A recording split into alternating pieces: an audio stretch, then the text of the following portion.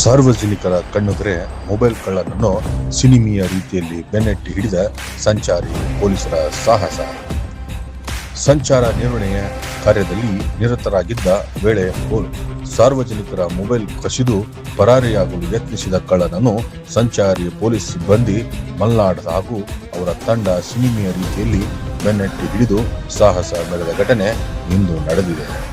ಸಂಚಾರ ನಿಯಂತ್ರಣ ಕರ್ತವ್ಯದಲ್ಲಿದ್ದ ವೇಳೆ ಮೊಬೈಲ್ ಕಳ್ಳತನ ನಡೆದಿರುವುದನ್ನು ಗಮನಿಸಿ ಸಿಬ್ಬಂದಿ ಯಾವುದೇ ಕ್ಷಣಕ್ಕೂ ವಿಳಂಬ ಮಾಡದೆ ತಕ್ಷಣವೇ ಕಾರ್ಯಪ್ರವೃತ್ತರಾದರು. ಪರಾರಿಯಾಗಲು ಯತ್ನಿಸಿದ ಆರೋಪಿಯನ್ನು ಕೆಲ ದೂರದವರೆಗೆ ಬೆನ್ನಟ್ಟಿ ತಂಡ ಕೊನೆಗೆ ಯಶಸ್ವಿಯಾಗಿ ವಶಕ್ಕೆ ಪಡೆದು ಕಳುವಾಗಿದ್ದ ಮೊಬೈಲ್ ಅನ್ನು ಮರಳಿ ವಶಪಡಿಸಿಕೊಳ್ಳುವಲ್ಲಿ ಯಶಸ್ವಿಯಾದರು.